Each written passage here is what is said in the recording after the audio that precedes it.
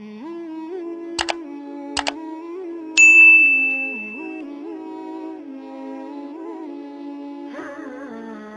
दिनों के बाद ये जहाज़ मालाबार के साहिल के साथ सफ़र कर रहे थे। रास्ते में सब माने खुराक और ताज़ा पानी हासिल करने के लिए इन्हें मगरबी साहिल की मुख्तलिफ बंदरगाहों पर लंगरअंदाज होना पड़ा। इस दौरान इन्हें कोई हादसा पेश न आया। मालाबार की एक बंदरगाह पर चंद अरब ताजरों ने ज़ुबैर का खैर मुकद्दम किया। बेशकीमत तोहफ़े की खबर दूर दूर तक मशहूर हो चुकी थी। रुखसत के दिन हाकिम शहर बंदरगाह पर ज़ुबैर और दिलीप सिंह से मिला। रुखसत के दिन हाकिम शहर बंदरगाह पर ज़ुबैर और दिलीप सिंह से मिला और इसने इन्हें रास्ते में बहरी डाकुओं के हमले के खतरे के पेश नज़र होशियार रहने की ताकीद की। दिलीप सिंह ने जवाब दिया, आप फिक्र न करें, हमारे जहाज़ पूरी तरह मुसल्लह हैं। तीसरे दिन मस्तूल पर से दोनों जहाज़ों के पहरेदारों ने एक के बाद एक उफ़क़ के शुमाल की तरफ इशारा करते हुए दो जहाज़ों की आमद का पता दिया और जहाज़रान परेशान होकर तख्ता जहाज़ पर खड़े हो गए।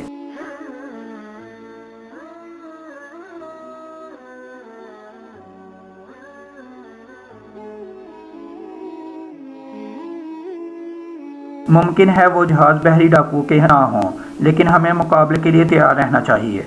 आप अपना जहाज़ मगरब की तरफ ले जाएं। लूँगा, ज़ुबैर ने जवाब दिया। नहीं, हम खतरे में आपका साथ नहीं छोड़ सकते। दिलीप सिंह ने कहा, मुझे आपकी हिम्मत पर शुबा नहीं, लेकिन हमारी सबसे पहली जिम्मेदारी बच्चों की जान बचाना है।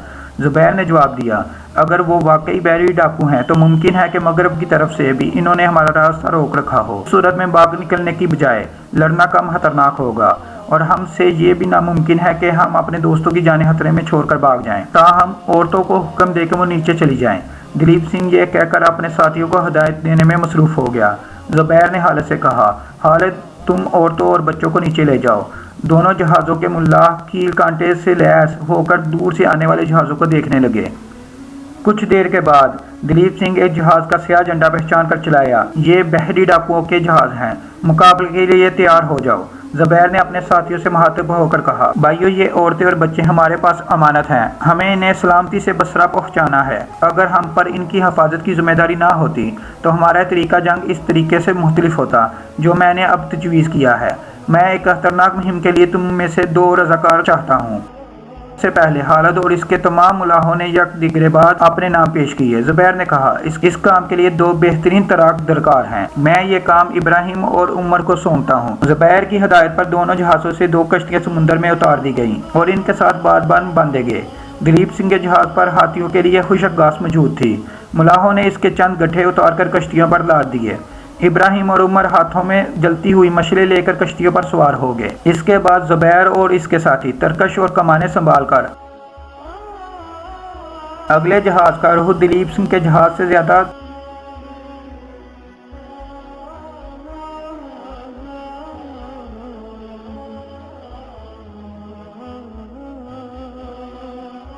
हमलावर जहाज़ ने करीब आते ही ज़ुबैर के जहाज़ पर तीर बरसाने शुरू कर दिए और एक तीर सुन से ज़ुबैर के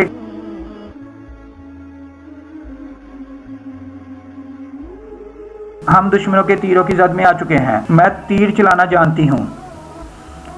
यह कहकर वो आगे बढ़ी और एक सिपाही के करीब बैठ गई। कुछ देर तीरों की लड़ाई होती रही। लटेरे से तीर चलाना जानती हूँ, यह कहकर वो आगे बढ़ी और एक सिपाही के करीब बैठ गई। कुछ देर तीरों की लड़ाई होती रही। लटेरे ज्यादा करीब पहुंचकर जलते हुए तीर फेंकने लगे। दूसरी तरफ से ज़ुबैर की हिदायत के मुताबिक इब्राहिम और उमर ने और करीब पहुंचकर जलती हुई मशलों से घास को आग लगा दी और खुद पानी में कूद गए। लटेरे जो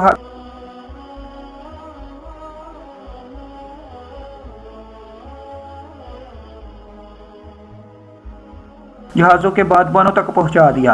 आन की आन लटेरों के दोनों जहाज़ों पर आग बेकाबू हो चुकी थी और वो चीखते चलाते समुद्र में छलांगे लगा रहे थे, बरसा रहे थे।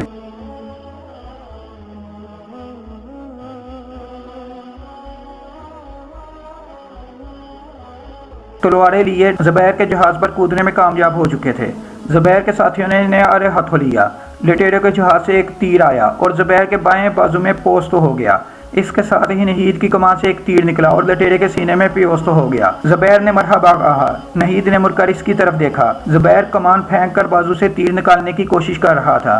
नहीद ने जल्दी से कमान नीचे रखकर एक हाथ से जुबैर का बाजू पकड़ा और दूसरे हाथ से तीर खींचकर निकाल दिया। तीर के निकलते ही जुबैर के बाजू से खून की धार बह निकली। नहीद ने इसकी कमीज की आस्तीन चढ़ाई और झट से अपने चेहरे का नकाब उतार कर जख्म पर बांध दिया। जुबैर का जहाज लटेरों की जद से निकल चुका था और जलते हुए जहाज के रहे सहे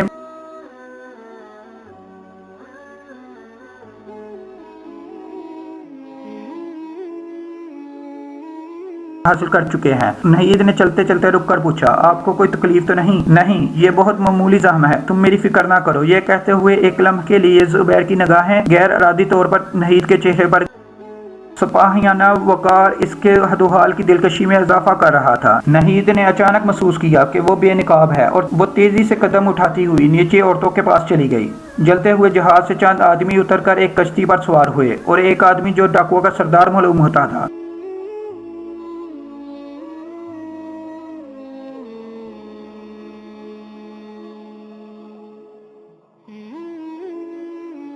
लंगर डालने और रस्सियों की सीढ़ी नीचे फेंकने का हुक्म दिया। उमर और इब्राहिम जहाज पर चढ़ आए। खालिद ने जुबैर को दलीप सिंह के साथियों की तरफ मुतवज्जो किया जो अभी तक समुद्र में गोते खाने वाले दुश्मनों पर तीरों की मशक कर रहे थे। जुबैर ने इन्हें भी हाथ के इशारे से मना किया और लटेरे कदरे मुतमिन होकर सीढ़ी के जरिए जहाज पर चढ़ने लगे। सबसे आखिर में लटेरों के सरदार की कश्ती दोनों जहाजों के दरमियान आकर रुकी। एक कवि हैकल और मुअम्मर आदमी जिसकी दाढ़ी के आधे बाल सफेद हो चुके थे जख्मी शेर की तरह जहाज रानों की तरफ देख रहा था। इसकी कश्ती में जुबैर की नजर एक नौजवान और एक लड़की पर पड़ी। दोनों शक्लो सूरत और लिबास के एतबार से लटेरों से बहुत मुख्तलिफ थे। जुबैर ने कवि हैकल और बारौब आदमी को डाकुओं का सरदार समझकर इसकी तरफ इशारा किया और मुलाह कश्ती को खींचते हुए जहाज के करीब ले आए।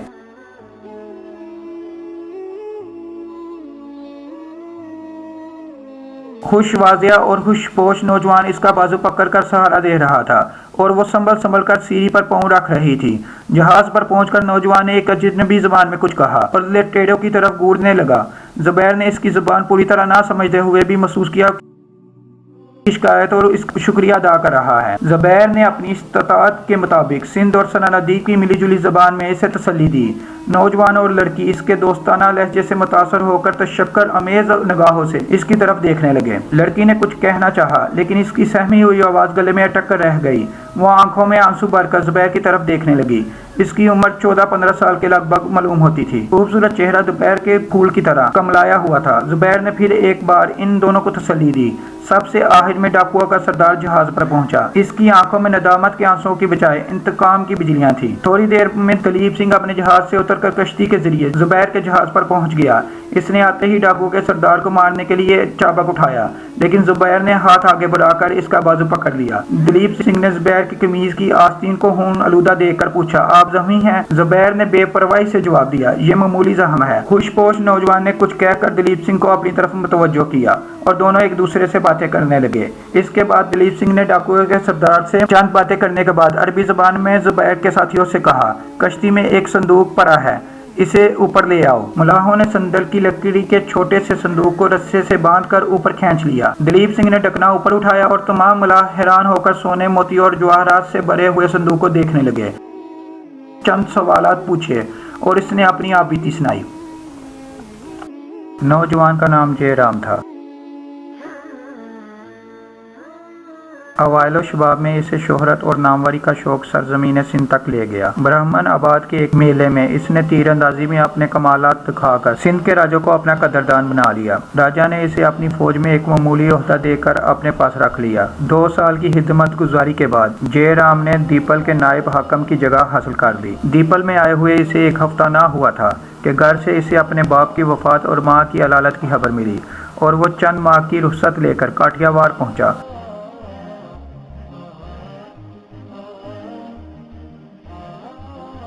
जिसे जयराम ने रिश्तेदारों की नसीहत और माया देवी के आंसुओं से मुतासर होकर वापस सिंध जाने का ख्याल छोड़ दिया। लेकिन 4 माह घर में क़याम करने के बाद इसे अपनी पुरसुकून जिंदगी तलख महसूस होने लगी और एक दिन इसने काठियावाड़ के राजा की खिदमत में हाजिर होकर मुलाजमत की दरख्वास्त की। ये वो ज़माना था जबकि सिंध का राजा अपने हल्का इक़्तिदार वसी करने के लिए पड़ोस की छोटी छोटी रियासतों से छेड़छाड़ शुरू कर रखी थी और खुद मुख्तार सरदार और राजे इसे अपना ताकतवर हमसाया तस्लीम करने के सबूत में अपनी आमदनी का कुछ हिस्सा काठियावाड़ के राजा को अगरचे बराह रास्त सिंध के राजा से कोई खतरा ना था, ताहम वो कुछ सोने और चांदी के एवज इसे अपना दोस्त बनाना गनीमत समझता था। जयराम को अपने दरबार में कोई ओहदा देने की बजाय इसने सिंध में इसके असर रसूख से फ़ायदा उठाना ज़्यादा मुनासिब ख्याल किया और इसे सोने जवाहरात और मोतियों का एक संदूक देकर सिंध के राजा की खिदमत में भेज दिया। जयराम को यकीन था कि राजा दहर इससे वापस ना आने देगा, इसलिए इसने अपनी अकेली बहन माया देवी को घर पर छोड़ना मुनासिब ना समझा। माया देवी भी इसके साथ जाने पर बजिद थी, इसलिए ये दोनों अपना घर बार चचाजाद बाई के सुपुर्द करके सिंध की तरफ रवाना हो गए। लेकिन काठियावाड़ और सिंध के दरमियान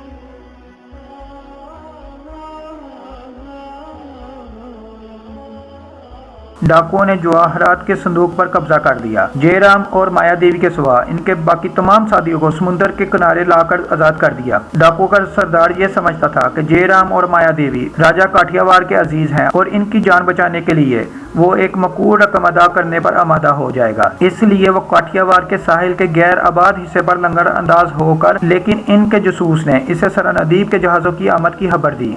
इसने काठियावाड़ ठहराने की बजाय मालाबार का रुख किया। ज़ुबैर ने यह किस्सा सुनकर फिर एक बार जयराम और इसकी बहन को तसल्ली दी और कहा, ये लुटेरे जैसे हमारे मुजरिम हैं वैसे ही आपके मुजरिम हैं। मैंने अभी तक ये फैसला नहीं किया कि इन्हें क्या सज़ा दी जाए, ताहम मैं ये जानता हूँ कि आपके मुल्क में इन्हें क्या सज़ा दी जाती है।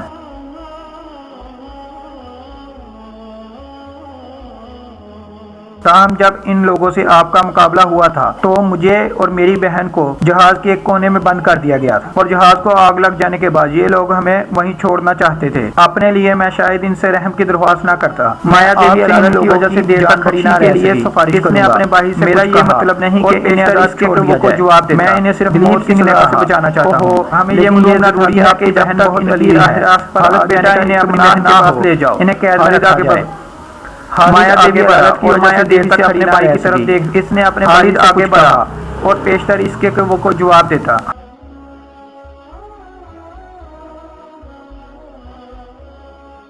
दिलीप सिंह ने कहा, ओहो, हमें यह मालूम न था कि आपकी बहन बहुत अलील है। हालत बेटा इन्हें अपनी बहन के पास ले जाओ। खालिद आगे बढ़ा और माया देवी अपनी बाई की तरफ देखने लगी। जयराम ने दिलीप सिंह से पूछा, इस जहाज पर औरतें भी हैं? जी हाँ, आपकी बहन को किसी किस्म की तकलीफ ना होगी। हाँ बेटी, जाओ तुम आराम करो। जहाज की दोबारा रवानगी से पहले लुटेरों के सरदार के सिवा बाकी तमाम कैदियों को दिलीप सिंह के जहाज में मुंतकिल कर दिया गया। ज़ुबैर ने दिलीप सिंह को तकीद की कि जब तक इनकी सज़ा का फैसला ना हो इनके साथ बदसलूकी ना की जाए। डाकुओं के सरदार को इसके साथियों की नेक चलनी की जमानत के तौर पर ज़ुबैर ने अपने जहाज पर ठहरा लिया। जयराम ने अपनी बहन की अदालत के पेश नज़र खालिद ने माया देवी को नहीद के पास पहुंचा दिया। नहीद ने इसे एक बिस्तर पर लटा दिया और अरब औरतें इसके गिर्द जमा हो गईं। पहली मुलाकात में मेज़बानों और मेहमानों के दरमियान फ़कत अशारों से हमदर्दी और तशक्कर के जज्बात की तर्जुमानी हुई। दिलीप सिंह ने अपने जहाज़ पर जाने से पहले जयराम से कहा, आपको शायद खाने की तकलीफ़ हो। मैं एक मुद्दत मुसलमानों के साथ रहकर छूत छात का कायल नहीं रहा। हम सब एक ही दस्तरखान पर खा लेते हैं। मेरे साथ जितने आदमी हैं इनमें से कोई भी ऐसा नहीं जो मुसलमानों के साथ ना खा चुका हो। ताहम मेरा एक आदमी जिसे मैं इस जहाज़ पर छोड़ रहा हूँ आप दोनों के लिए खाना तैयार करेगा। आपके मेज़बान आपकी मर्ज़ी के बगैर आपको अपने दस्तरखान पर बैठने के लिए मजबूर नहीं करेंगे। दिलीप सिंह ने चंद बातें ज़ुबैर को समझाईं। इसके पहुंचने से पहले इसके साथी अपने कुंदा उस्तरों से 5 सफ़ेद रेश लुटेरों के सर, दाढ़ी, मूंछें और बमें मूंड चुके थे। एक डाकू जो शक्ल और सूरत से ज़्यादा मुअम्मर मालूम होता था, इसकी सिर्फ आधी दाढ़ी, एक मूंछ और आधा सर साफ करने पर इक्तफा किया गया। नहीद और दूसरी अरब औरतों ने दिलो जान से माया देवी की जिम्मेदारी की। मौसमी बहार के लिए नहीद सरनदीब से चंद जड़ी बूटियाँ अपने साथ लाई थी। इनके इस्तेमाल से माया देवी 3-4 दिन में तंदुरुस्त हो गई। ज़ुबैर ने अपने बाजू के जख्म को मामूली समझकर शुरू में चंद दिन रवाना की।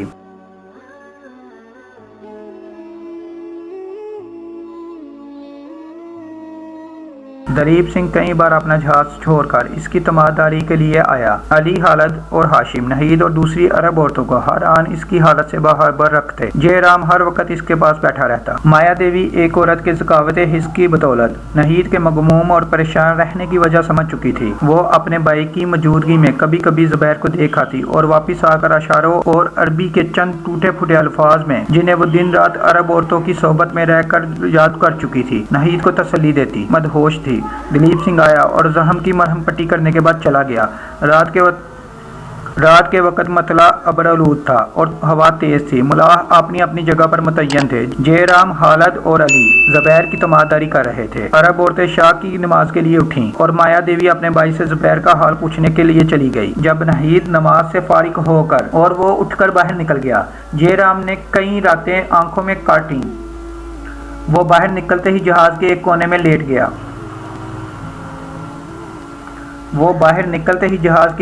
लेटकर गहरी नींद सो गया।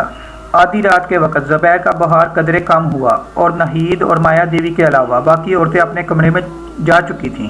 खालिद और अली, वो बाहर निकलते ही जहाज के एक कोने में लेट गया।